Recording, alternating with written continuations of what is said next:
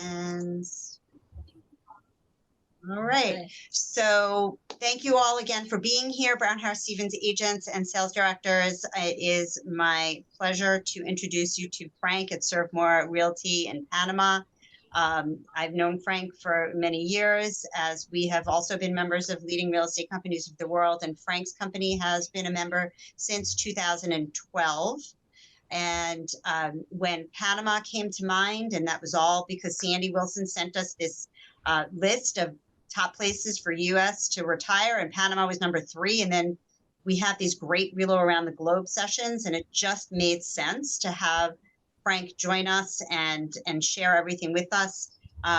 So Frank, please take it away. Feel free to introduce yourself and tell us about Panama, your company, your family, everybody.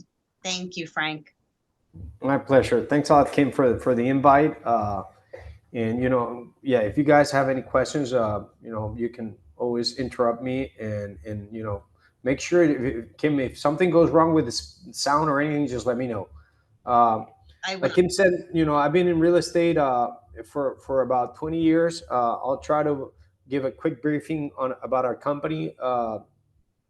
We've been operating since the year 2000, so 23 years now. We were part of Century 21 for 12 years, from 2000 to 2012. At that time, and we were the top agencies for Century 21 in the region in Central America, about 40 offices the last 6 years that we were members. We decided to leave the franchise in 2012. Our market was a more local market at that time, but I wanted to keep access to an international market, and leading RE was a really good fit for us. So we decided to leave the franchise and become a leading RE member, and have been a leading RE member for, I guess, 11 years now, and really enjoy our relationship. We're based out of Panama City. We're located in Balboa Avenue, which is right in the middle of the heart of the city. We're around a lot of hotels around us, and so we do service a lot of foreign clients that come from U.S., Canada, and Latin America. We're really active with the different associations in our country, and obviously realtor members also, and really involved in it. A little summary about myself: graduated from Elon University in North Carolina, so at least I'm full Panamanian. Just be clear on that. But I did study in the U.S. in Elon. Have a management development program at Duke University, and graduated from high school in Cushing Academy. Cushing is out in Massachusetts. But I studied there my junior and senior year of high school. I did study everything else in Panama. Also, other aspects, a fun story. My first leading RE or member that referred to us was referred to us by Julian Lawrence in 2012, before we actually became members. We're at the beginning of that, creating that relationship with Leading RE, and Beth at Leading RE said, Frank, I got a referral. I know you're not a member yet, but take care of them. And it was actually a penthouse that was owned by Bruce Willis here in the city, and it was referred to us by Julian Lawrence, and we sold it 3 months after that at $1.3 million. So that hopefully all the referrals, I like that, but I would expect it's not going to happen all the time like that. But it was a good start. There's no doubt for our relationship. Married with my wife Sarah, and have 2 kids, Andrea and Frank, 18 and 14. Fans, as you can see, fans of the Pittsburgh Steelers. No one in my house can be a fan of another NFL team. So it's a pretty straightforward decision on. And we try to go once in a while to the Steelers and to Pittsburgh to go see the games. Play golf, and here in Panama has become really famous paddle tennis. It's something that further south in the U.S. is starting to come up. Instead of paddle, is paddle instead of there's paddle tennis, and then there's, what's the name, the one that you guys in the U.S. play? Pickleball? Are you talking about pickleball? Well, here in Panama, in Latin America, paddle tennis is what's really come up. It comes from Spain, and it's really, so I play a lot of that. And in Miami and Texas and some parts in the south of the U.S., you're starting to see paddle come up. Eventually, it'll overcome pickleball. Also play golf actively. My son also, he's a 3 handicap. Some years ago, we were able to take him out to the U.S. Kids World Championship. And we actually went on a Winnebago, which you see the picture in the bottom. It was a cool trip. Flew to DC and then drove all the way down to, that was in Pinehurst, North Carolina. And I really enjoyed that trip when we went out there. Also an entrepreneur organization member, which is a worldwide organization of entrepreneurs. And also actively a member of our real estate association in Panama. I was the member that brought the MLS to Panama in 2010. Was recognized for that at that time. Also was president of SILA, which is the Latin American Real Estate Association, which covers all the countries in the region in 2019. And I was president of our association here in Panama in 2020. So as you can see, I'm really actively involved in our market. So I'll jump in and start looking into things of why investing in Panama. Like Kim said, it's publicly known that Panama is recognized as a really good destination to retire. Recently, it was the #1 destination by the New York Times to retire, also by Wall Street Journal, and is also ranked as the #1 country in Latin America for skyscrapers. And you'll see in the pictures, the buildings that we have in Panama City. It's a really cosmopolitan city. Air connections, we have a really good connectivity. We have flights to 90 destinations in 35 different countries. Just to give you an idea, in the U.S., for example, New York, we actually fly to all three. Let's see, we fly to JFK and to Newark.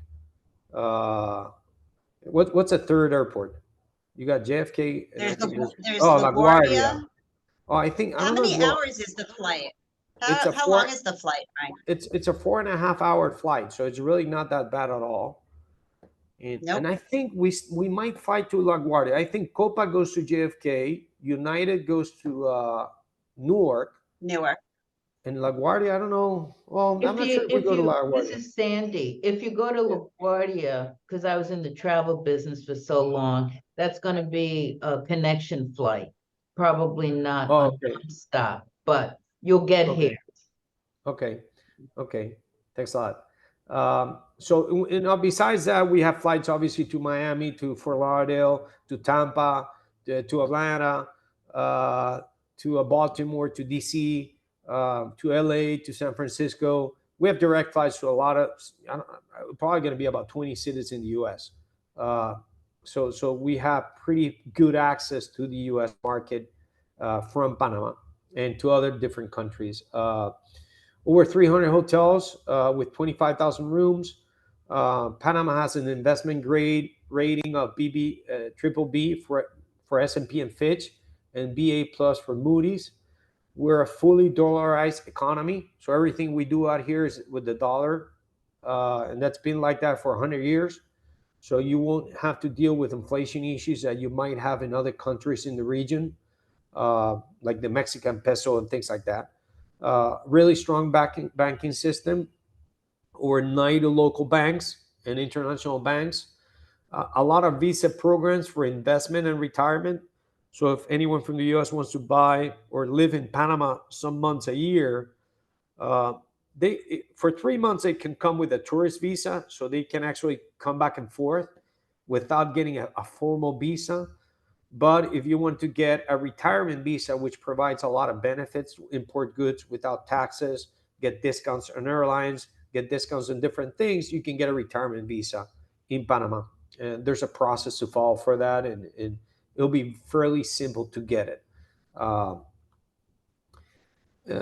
Regional platform for Latin America with 23 trade agreements in 59 countries with 1.3 billion potential customers.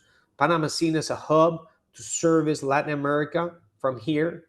And that's why we have some laws that promote special regimes for multinational companies to have operations in Panama with competitive tax structures and operate out of Panama. The main example I can recall was when the crisis hit in late 2000, so like around 2008, 2009.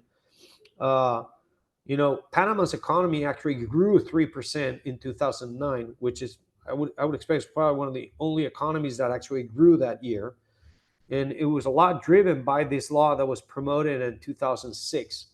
The main Procter & Gamble decided to relocate several of their operations from Latin America to Panama and centralize them here in Panama. And they moved 1,000 families to Panama.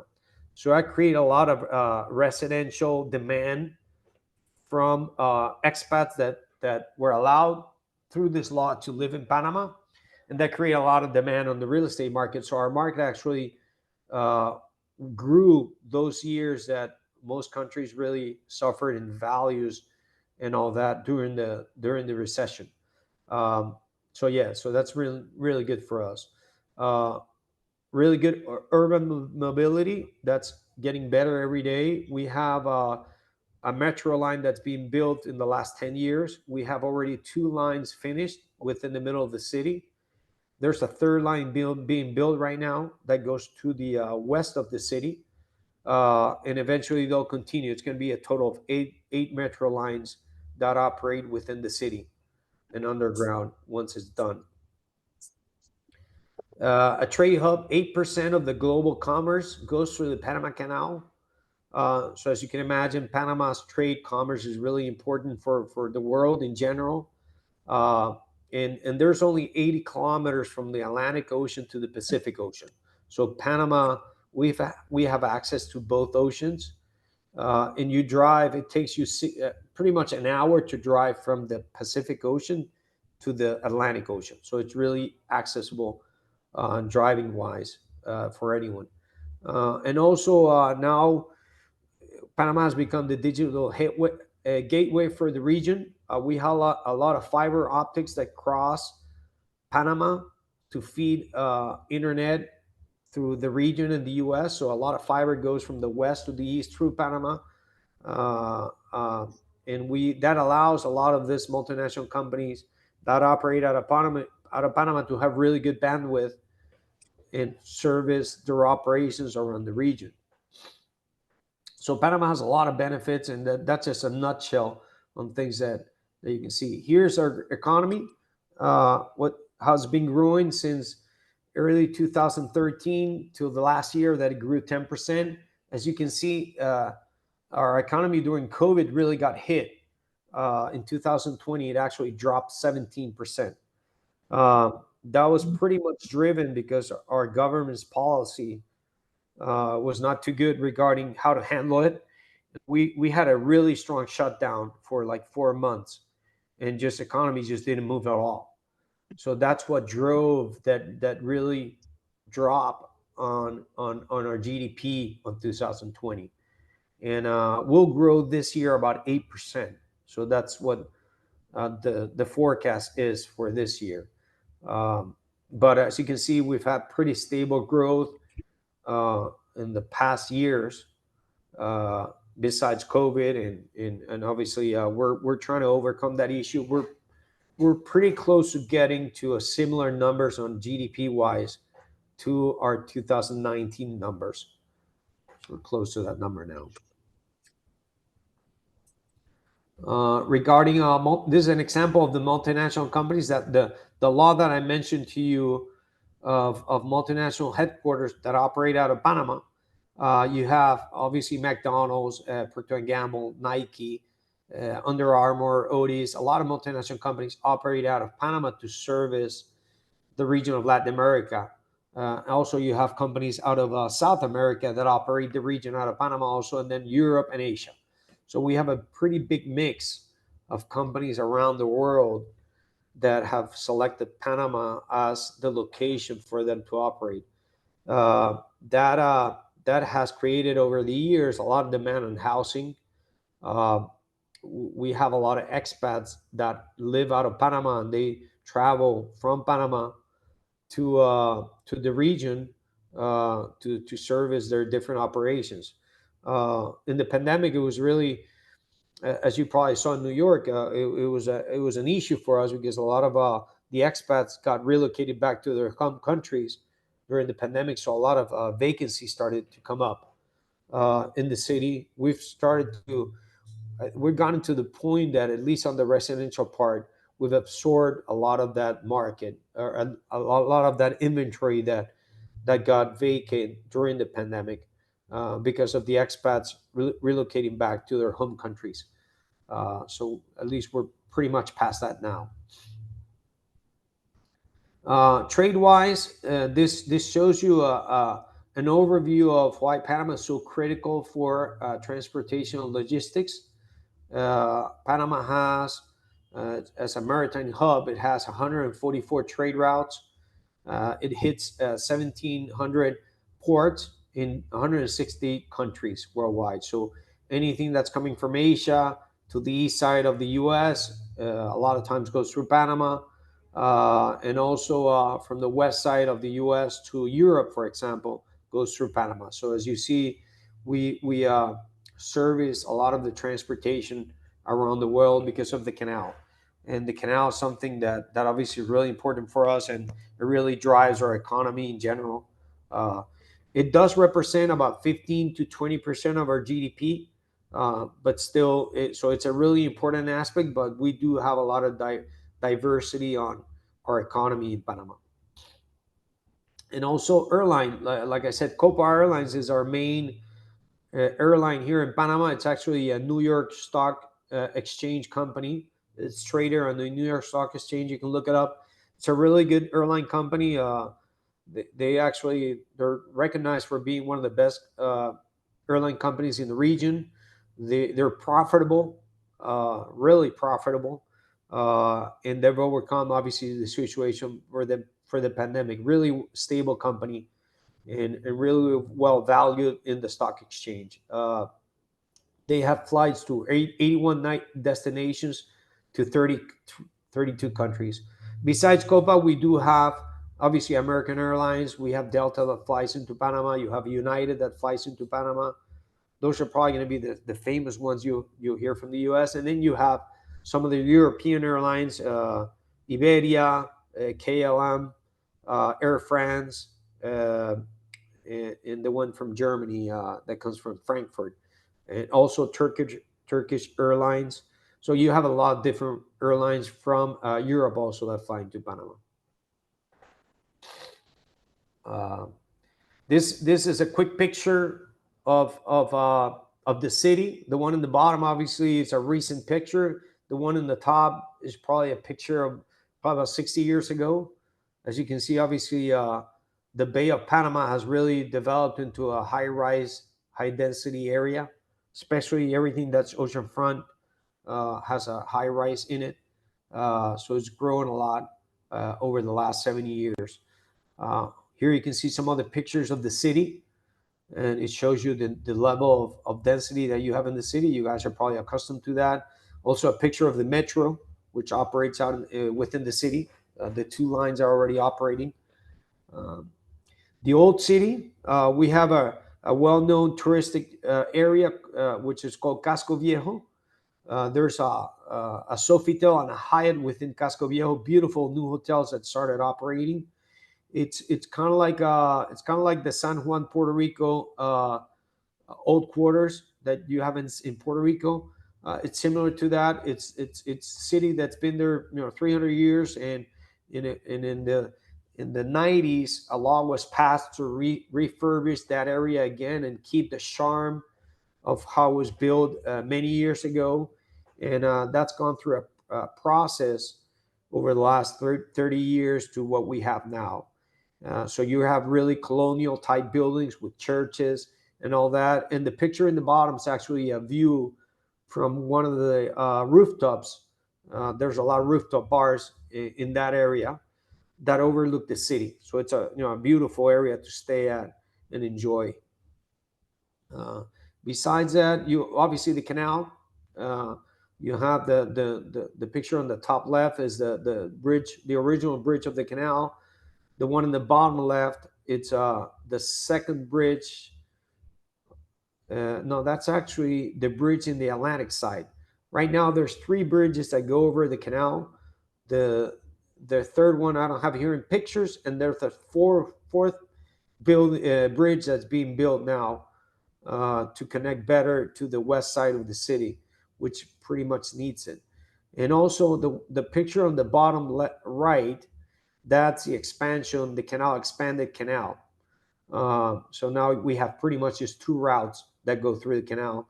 And in that picture, towards the back, you can see the city. So the canals, the Miraflores locks are really close to the canal. So you have really easy access. Is a 20-minute drive to the canal if you want to go visit it. So it's pretty simple. Other areas of interest, we have also some mountain communities that develop really well.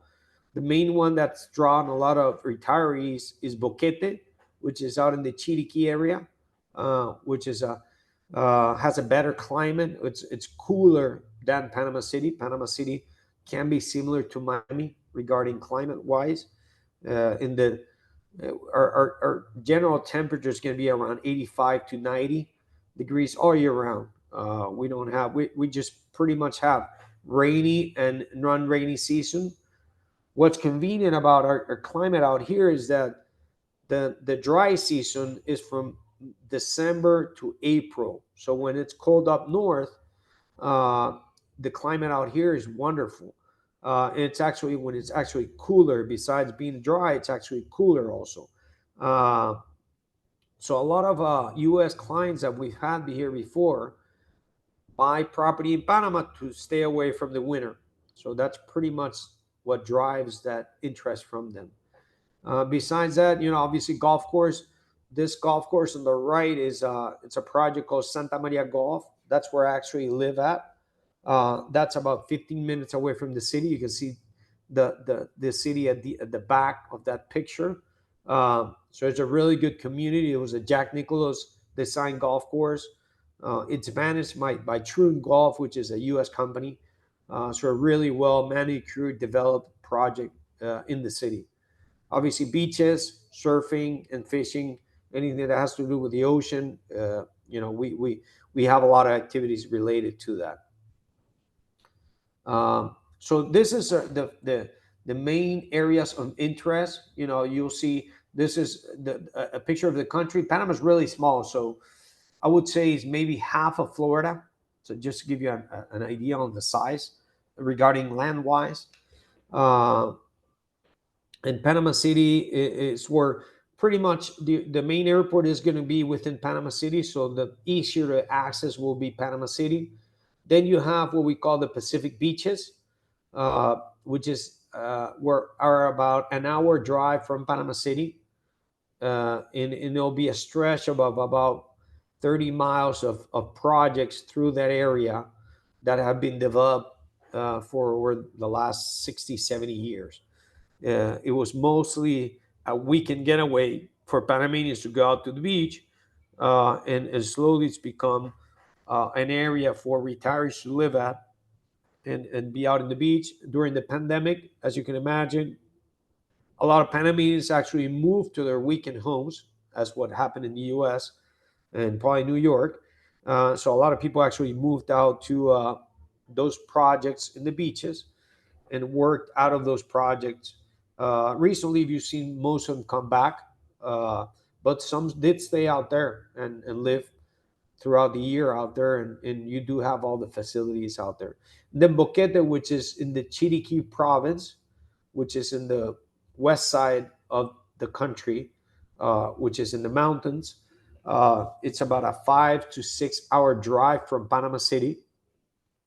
To get there by plane, you would have to take another plane out of the airport in the city, and then drive about an hour. So even though a lot of retirees move out there and have property out there, getting out there is a little more complex than going to the city. So that's pretty much the areas of interest that I can make reference to. I don't know, Kim, if you want to pause, if you want to pause, or anyone has any questions to this point before I start going into properties and things like that. Nobody's thrown anything in the chat, but we're, if anybody Do you has have any question and, yep, Do go you for have it. hurricanes out there? No, and great question. We have no hurricanes and no earthquakes. And that's what actually drives also a lot of interest on foreigners to actually live or buy property in Panama, is because of that reason. If you see the hurricane map story, I mean, we had like a hurricane like 100 years ago. It was something really irregular. For some reason, it just goes right over us, and it just does not hit us. We do get a lot of rain sometimes, and rain can do a lot of damage, but we have no hurricanes in Panama. And earthquakes, we don't have earthquakes either, which is one of the reasons when the canal was going to be built. One of the main reasons that they built the canal in Panama was because we did not have earthquakes. And when it was brought into this discussion was brought into the Congress in the U.S. At the beginning, when it was going to be built, it was being planned in Nicaragua, because Nicaragua has a really large lake in the middle that they wanted to use to feed water to the canal.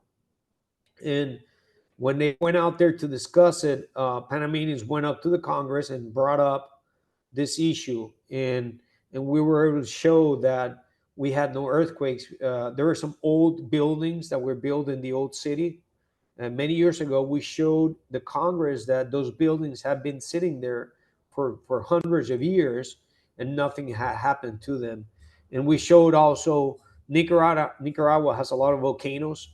So it was pretty easy to show that Panama was a better option for them to build the canal at because of that. So yeah, we have pretty much no natural disasters, except obviously flooding that in some cases you can have, especially towards the Boquete area or the mountain areas, not usually not near the city. Frank, I'm going to address a couple of questions that are in the chat. First, if you could just tell everybody about the weather and like the best time of year to go. I know you mentioned we should be coming to you during our winter, but the average rainfall in the winter there. And then the second question is the government there, and what government manages the country, and is there a military base? So weather, and then government and military base. Yeah, the weather, like I said, we have two pretty much just two seasons. We have no fall or no the other things. What you have in the U.S., we pretty much just have rainy and non-rainy season. That's pretty much it. And the rainy season goes from early May to mid-December. So if you can come during that time, and you won't get rain every day. You'll get rain a couple hours a day, and then the sun will come out. So it's not really that bad. But the best time to come actually is from December to April, which is a dry season, and it's just going to be sunny all the time. If you like the sun, obviously, some people might like the rain. I don't know. So yeah, the best time to come is from December to April. In the temperature wise in the city or the beaches, it's going to be around 85 to 90 degrees. What you might feel different is that the humidity. In the rainy season is really humid, so it feels warmer, and in the dry season is just really dry, so it feels cooler. So that's going to be the main difference between one or the other. But if you do come in the rainy season, you won't get rain all day long. You'll get rain a couple hours a day in most cases, and it varies. Usually it rains around noon or maybe in the afternoon. Usually mornings it doesn't rain, but it really changes every day. Then regarding our political, our governments, we've been a democracy since the 90s, so 30 years now, 33 years. So we have a really stable government. Actually, no government has been able to get reelected. So one thing that at least has avoided creating this, dictatorships or anyone that has a clear control of government, is that every time there's an election, there's a change on what party handles the government. And it's going to happen again. There's no doubt. I mean, the present government's not going to win the election. I think Panamanians just like the change. I guess I don't know what drives that, but no one's being able to get reelected, or at least a party, because you're not allowed to get reelected in Panama. We have 5-year terms, but the president cannot get reelected on 2 years in a row or 2 terms in a row. So it would have to be another candidate of the party. They wanted to repeat the same party. Uh, we have no military whatsoever in our country, ours or anyone's. So the U.S., whom had a lot of bases in Panama established around the canal, they left that in 2000. So it was the U.S. left the bases. The last base was gone in 1999, so many years ago. All those areas where the U.S. bases were at have been redeveloped into what's called the City of Knowledge. A lot of universities operate out of there. FSU, Georgia Tech has operations out there. Another one's a really large development called Panama Pacifico, which is a logistics development, which has a residential aspect to it, a warehousing aspect to it. A lot of multinational companies operate out of there. It has a local airport also within there. So it's a really large development. So most of the bases have been reestablished of some type of development after the U.S. left.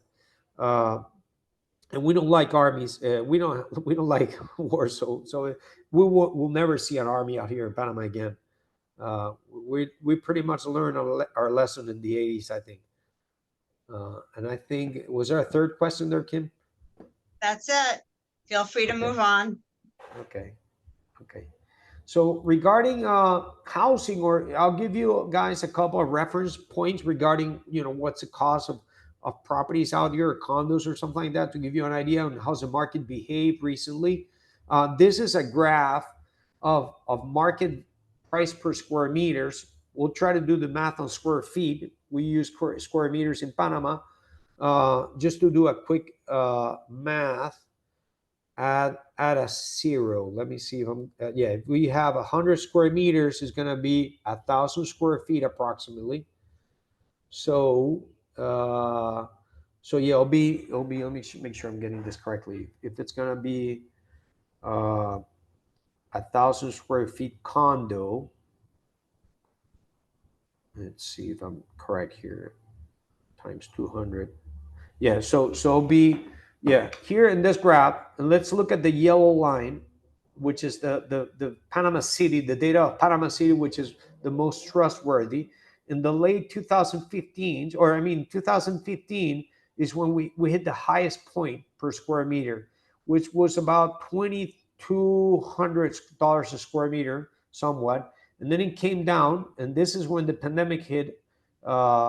In June to December of 2020, it probably went down to about $1,600 a square meter. That was kind of like the median price for a condo. As you can see, it dropped about 30 to 40% on those years. So it's been a buyer's market for many years now. After 2020, when we had the bottom, then the prices started coming back up. So we've started to see pricing come back up. It came back down in the last. We do these values with the data of the MLS every semester. So it came down a little here, but there's nothing been any significant that would tell me that this is going to be a continuous situation. I do expect values will keep increasing slowly. I think we hit the bottom right here on the at the end of 2020. And slowly we've seen after the COVID that inventory has been absorbed. So as we start having less inventory, we feel pricing is going to start going up again. We're still not at a level that you guys are in the US regarding the level of inventory that you guys have. We still have a lot of inventory available. And there's a lot, obviously there's a mix of issues that you have to look into. Is new inventory.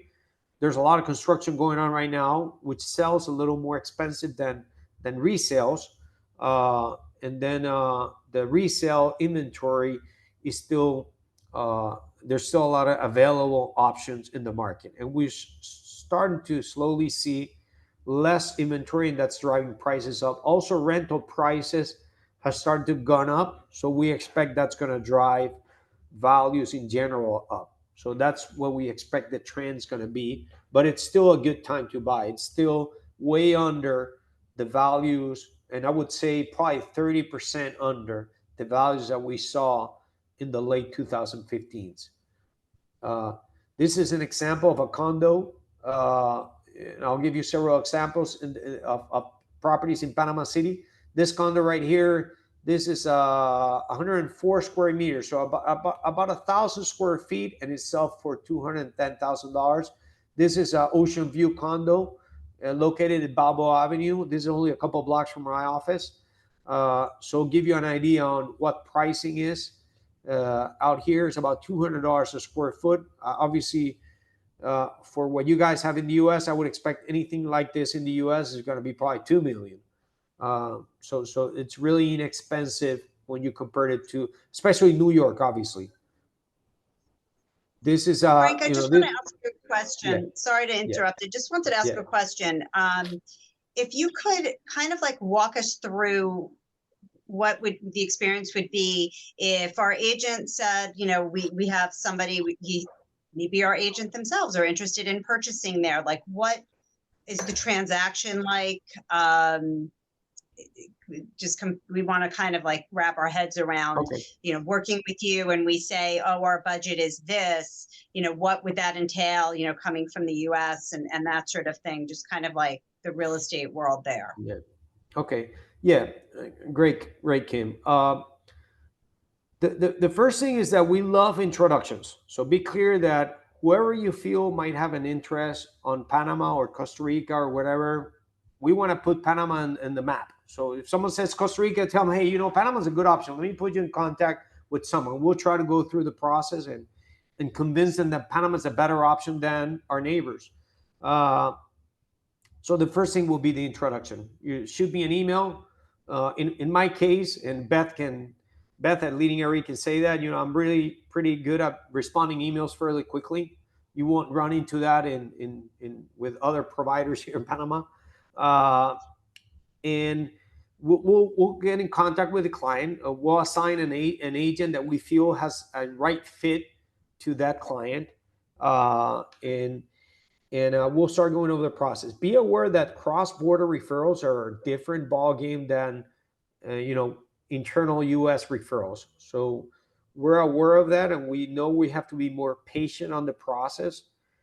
A lot of times, those introductions are just people wanting to get acquainted to, you know, what Panama offers, and that obviously you start from there. And at that stage, it might take. We've had cases of clients that we've serviced that took them 5 years to buy a property. So if you're looking at short-term clients that are going to buy property in 6 months, that's not going to be the case. In most cases, it's a long haul process because we've had clients that have never been to Panama, so they got to come to the country, get acquainted with the country, understand our culture, understand the legal options, and that takes time. So the first thing will be, you know, making that introduction, and we'll take it from there, and we'll try to guide the client through the process. Once obviously the client comes to Panama, which is really a critical aspect, so he gets acquainted with the country, we'll go through the process and we'll show him the different options. We do suggest when they come, we try to make introductions to legal teams so they at least understand the legal aspects and have a lawyer that can represent them to whatever need they have. You know, if they want to get a visa, at least they understand, you know, what the visa options are regarding retirement or investment, if that was the case. Also, it's convenient to start looking into creating a relationship with a bank. Banks in Panama, because of all this money laundering issues, have become really skeptic about opening bank accounts to foreigners. So you really have to take the time to meet with banks and get them to know you and bring the necessary paperwork for them to qualify you and determine that if they're willing to open a bank account for you. So you have to go through that process, or you have to invest a little time on that. You don't have to have a bank account in Panama, but I think it's a convenient thing to have, and I would recommend it, but it's not necessary. necessary to have a bank account in Panama. Once you obviously do the visit, and let's assume it's going to be someone that wants to make an investment instead of a retirement. We'll go through the process, show them the options, determining what's going to be the return on the rentals. We do have a property management division in our company. So in most foreigners that we service, we obviously assist them through the property management aspect of the property. And that's really something really important for them to get comfortable about investing in Panama. Uh, and then once we identify a property that fits our criteria, we'll go through the process and determining if it's a reasonable investment regarding what's going to be the return because of the rentals, and then start the process on the purchase itself. If it's going to be a cash client or no finance is going to be required, usually it's a lot slower than the US market. Be aware of that. It can take around 90 days for a transaction to close. So it's going to take, since signing what we call in Panama the promise of purchase contract to getting all the necessary paperwork in place, it can take about 90 days. If the property does not have a present mortgage, you can reduce that time to probably about 60 days. But there's going to be not much of a difference. If it's going to be someone that's not going to live here, I do suggest in some cases to provide a power attorney. I sign in behalf of a lot of clients, and they provide a power attorney to me so I can sign in their behalf on whatever they're going to purchase or sell at some point, and we assist them with that process. But on the buyer side, you would have to just pretty much be able to send the down payment, which is usually 10%, and provide a letter of credit or guarantee that you'll be able to pay the pending balance of 90%. The way that guarantee is usually issued in Panama is that if you would have a bank account in Panama, you would provide those funds to your bank in Panama, and they will provide the seller what you call a promise of payment letter. It's kind of like the bank itself kind of like works as an escrow company, and they provide a guarantee to that seller that once a property is transferred to the buyer, they'll go ahead and pay the seller for the property. And that's pretty much a standard procedure that's done in Panama. If the client doesn't have a bank account in Panama, then there's some loopholes that you'll have to go through and identify what's going to be the process so the transaction can be concluded and that the buyer feels comfortable that he's not risking his money before the property is transferred to him. So we would have to go through the process and determine which option is better for him. We do have some escrow agencies that provide services for that. I would say in general, they pretty much have a fixed fee of between $1,500 to $2,000. So it's not as cheap as in the US. So just be aware of that. Depending on the transaction, we would have to determine if it's going to be necessary to work through an escrow agency, a certified escrow agency. Before all these money laundering issues that we've had, it was really common for buyers to send us the money and we have asked escrows, at least on the total amount.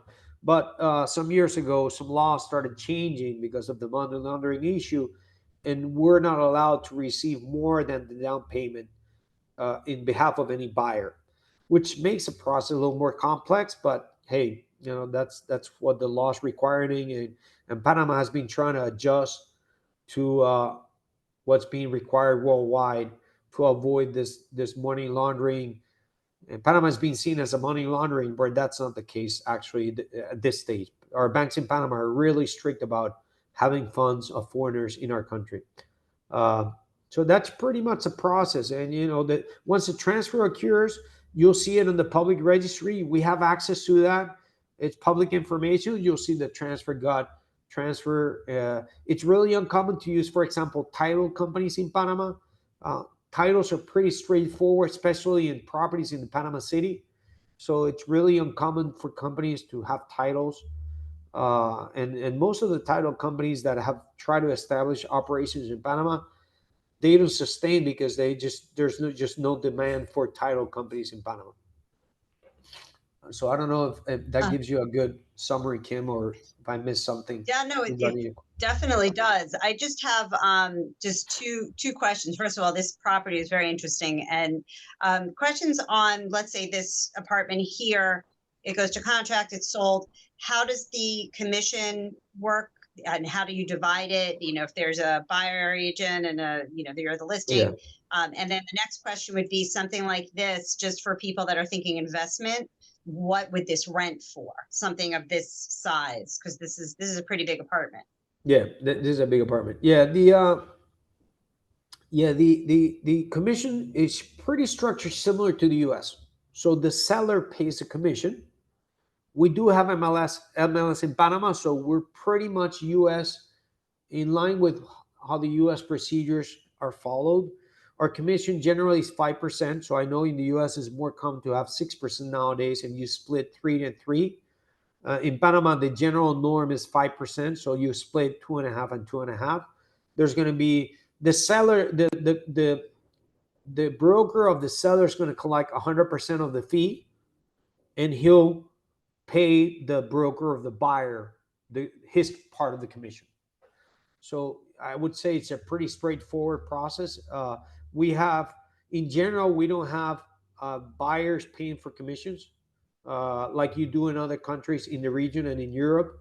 We're, like I said, we're pretty similar to what you have in the U.S., that the seller is the one that pays the commission, and whoever represents the seller is going to share half of the commission and pay to the buyer's broker. So on that aspect, that'll be the situation. On this condo, this is a really unique property. We're pretty close on concluding the transaction of selling it.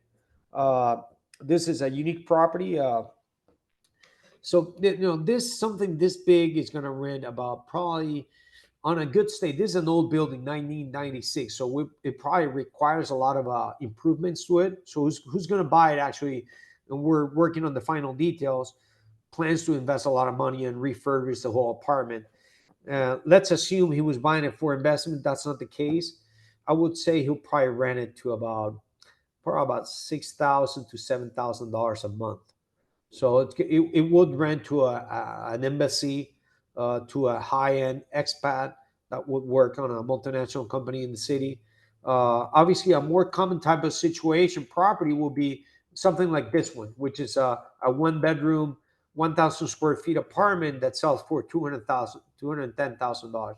This will probably rent for about $1,200 to $1,300 a month.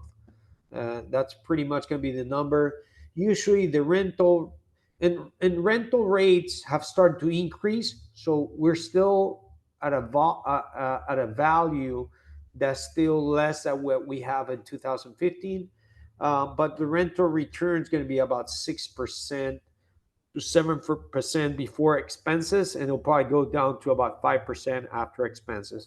You might run into some property that the return is going to be about 6-7%, but it's after cost. But that's not generally the norm. You're going to be really close to cash flow positive if you do mortgage the purchase, but it's going to be tight. So yeah, that'll be the common situation. Obviously, right now, I know U.S. Treasuries are paying really well. So I think a lot of people are buying U.S. Treasuries, at least short term, because it's a really good investment when you compare it to leasing a property out. I don't know what the rates are in the U.S. right now, or New York, what expectancy of returns you would have on buying a condo. But here will be around 6%.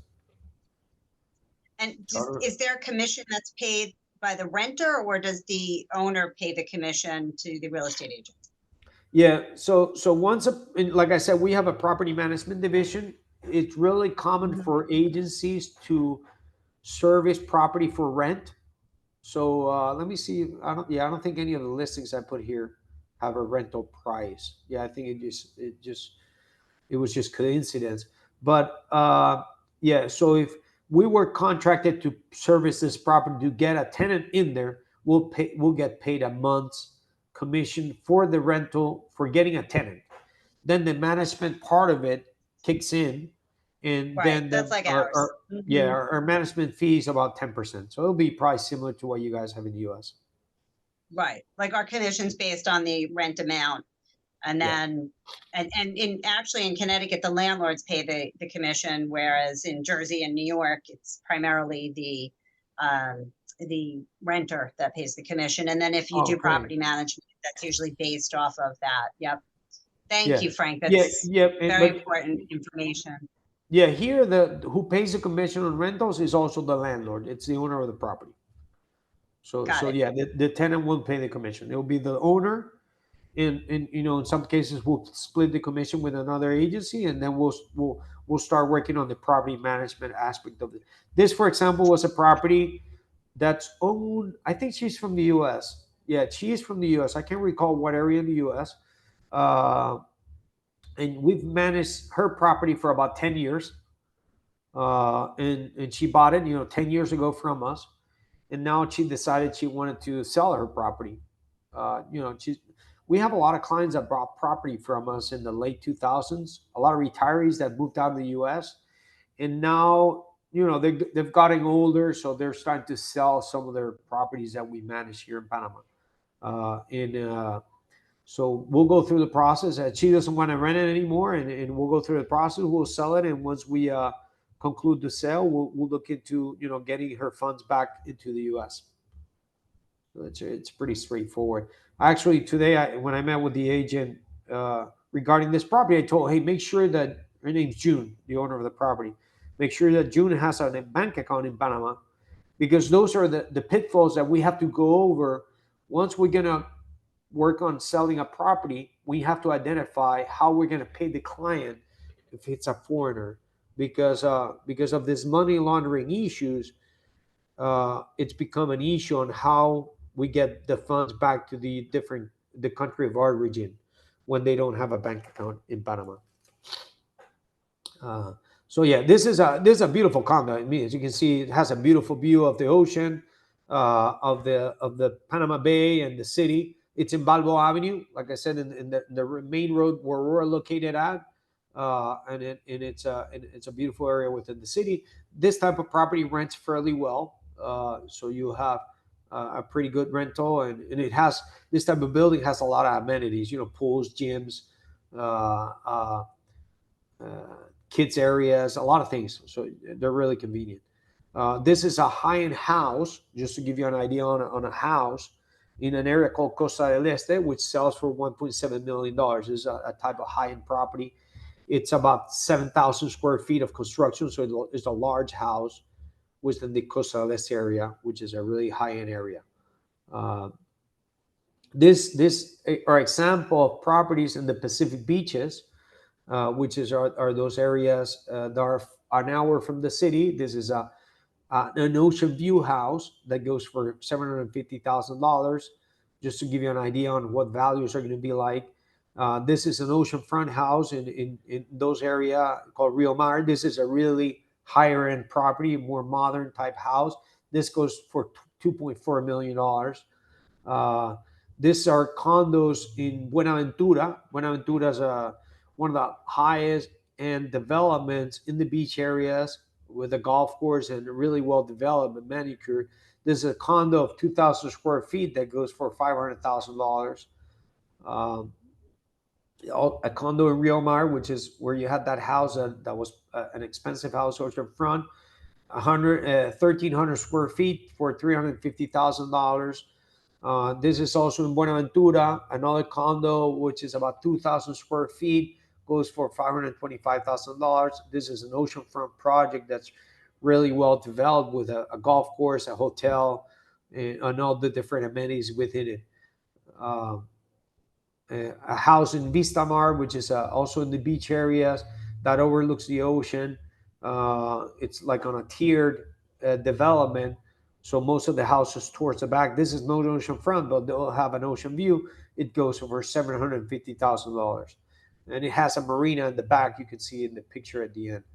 Uh, then there's properties in Boquete, which is more in the mountains, that are more in mountain type properties. This goes for $650,000, and you'll see it has a lot of rainforest around it. That area has a better climate. Again, it rains less. The dry and rainy season situation in Boquete is the same. It does rain more out there in the rainy season, so obviously it is best to go from December to beginning of May. This goes for $850,000 with some beautiful views, and this is another one goes for $439,000. So this is the type of housing you have within those areas. So yeah, then I'll go back to the map. There are two different areas also that are really common. One called Bocas del Toro, which is a beach area, and then you have Pedasi, which is right here on the south. But they're a little farther away, and their development. We do have a leading area member here, Pedasi, which is in the bottom down here. That's about 4 or 5 hours from Panama City. So if at some point you have someone that wants to, there's really good surfing out there, and there's really a good surfing community out there. So if someone inclines a surfer, those are the type of areas they'll probably look into. I do have a question for you. The question is, I believe it's pronounced Chitra, if that is an up and coming area. Is that true? I'll share you the map, but it's called Chitre. It's called Chitre. Chitre. Okay, I killed the name. Yeah. Here's the city here, and Chitre is out here. So that's probably about 3 to 4 hours away from the city. Yeah, it's I would say it's not for retirees. It'll be it's a farmland community of people that live out there that do farming. And Pedasi, which is down here, it's an oncoming area. So this area out here, which is closer to Chitre, there's a lot of development going on here. You'll see here, you'll probably see it here on Google Map. You'll see Playa Venal has some development starting to come up. They probably haven't, but there's a lot of development starting to come around here, which is closer to Chitre. No, Chitre is really not for retirees. I would say it's more for Panamanians or people that live out there that have farmland around the area or have some type of business related or agricultural related business out there. And then the other area a lot of people like is Bocas del Toro, but this is a really touristic area. A lot of beaches. These are islands. So a lot of backpackers started developing this some years ago, and there's some interesting projects and beautiful hotels out there. Here, this one here called Punta Caracol.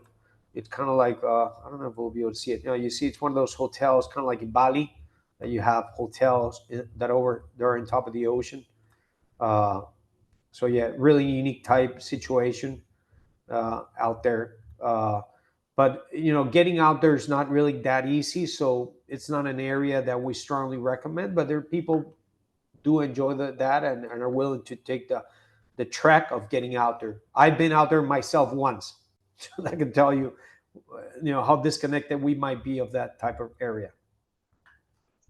I did look into that actually. We're scuba divers, and so we were researching. And it is the travel there was kind of cumbersome, flying, then a boat. And I was like, oh no, that's too much. It can be. But it looks beautiful. Yeah, it's beautiful. I think for diving closer to the city, you'll have the Colón area that you might be able to, there's some good diving because it's in the Atlantic. But for buying a property and living out here, I would say it's not the ideal situation. There is one single project though they've done a really good job, which is this one here. Let's see if we can see it actually in Maria Chiquita. This is a really beautiful project. It's called Playa Escondida, and let's see what pictures we have here. They built this project here, and they brought sand from the Bahamas. Imagine that. So they built an artificial beach out there, and it has, as you can see, it has several towers, and it has a marina, and they just started building a golf course out there. Let's see if we can see some pictures of the ocean.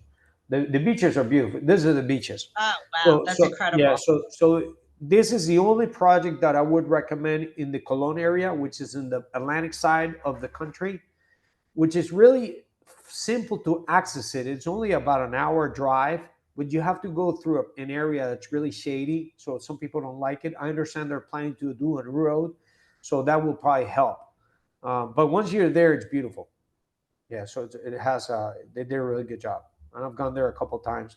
And yeah, those are really good beaches, because Atlantic is much better than the Pacific regarding the quality of beaches. Yeah. Yeah, that is true. The Atlantic I think the beaches are better than the Pacific. Yeah. Does For diving, anybody on the call have any questions? You know, we're definitely over the hour, but you know, feel free to, you know, Frank is here for us. So if there's any questions, anything that you didn't get an answer to, or that you want clarification on, please, you can unmute yourself, because we don't have anything in the chat room. So there's not a lot of questions at this time. Feel free to unmute yourself and ask away. I think it was fascinating. And also the fact that the flight is not that far from, you know, I'm here in New York. It's so easy to get to, you know, being that snowbird. So many people just always go to Florida from New York to be a snowbird. Yeah, I think Panama is definitely it's about interesting. 4.5 hours. Yeah, it's really simple. And you know what? For example, one thing that I think was really convenient that really caught my attention. Last year, I went to St. Andrews to play the old course. And I flew actually through New York to get out there. You know, I had a lot of friends that flew through Air France. You know, Air France from Panama, it's an 11-hour flight. And I was like, forget it. I hate those long flights. So what I did, I flew to New York. It was it's about 5 hours, 4:45 minutes, I think it is.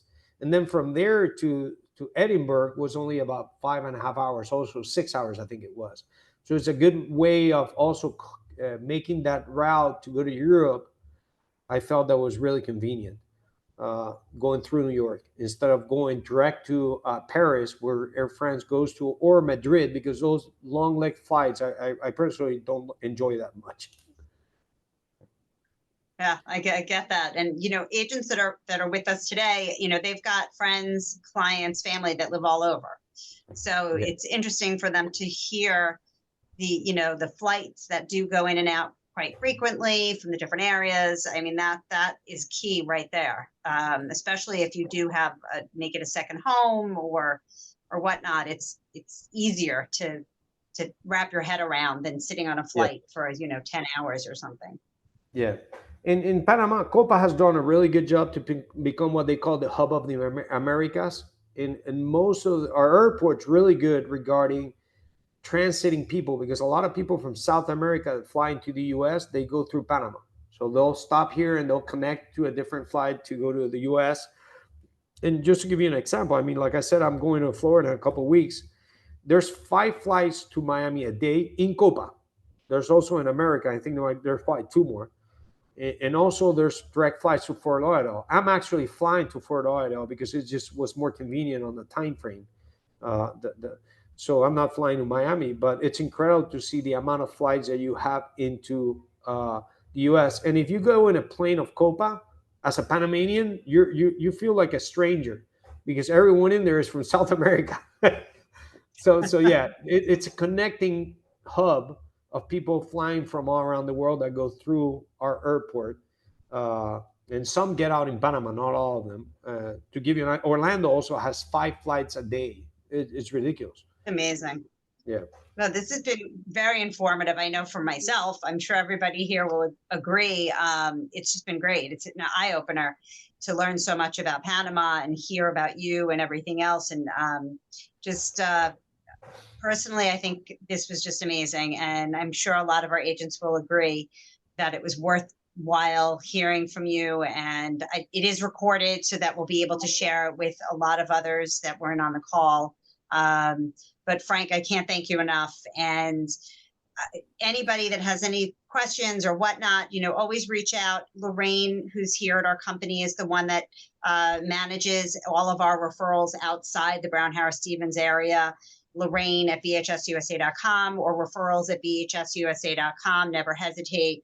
We'll connect you with Frank immediately. And he is very responsive which is a pleasure because, as he said, things are real estate and communication sometimes can be challenging outside the country. We could contact our folks in Spain or Italy, and it could take them 6 days to get back to us sometimes. So Frank is like this. So that's a real pleasure. And now you could say that you've actually spoken to, met with, well, not spoken to, but met with and heard wonderful things about Panama from Frank. So when you are ready to make an introduction, you can say I've actually met the our Panama connection. So thank you so much, Frank. If anybody doesn't have any other questions, just want to say, everybody, thank you so much for being here. And Frank put in a lot of time for us today, and I can't thank you enough. And looking forward to seeing you hopefully at the conference in Las Vegas, the Leading RE conference in Las Vegas in February. It'll probably be a little chilly. And good luck to your son in the golf tournament in Florida. I'll be looking forward to hearing about how he does with that. Yeah, and I appreciate it, Kim, for the invite. You know, like I said, I'm more than welcome to receive any introductions. Just introduce, and we know it's a process for someone from abroad to consider Panama as an option. So sometimes we have to go through that process, and we're more than willing to do it and go the extra mile to at least make him aware of Panama as an option. And we're ready to assist any clients. And also, I know I have friends out there, so if I have anything to send to you guys, I know I can look up and know that you're going to take care of our clients also out in New York. Absolutely. I believe we have the best agents in the industry. So yeah, in all of our states. Quick observation: if you want to share the presentation with your team that weren't able to attend, or obviously the recording, yes, you're more than welcome. Thank you so much, Frank. I so appreciate it. All the best to you and your family. Take care. Everybody have a wonderful day, and thank you for joining us.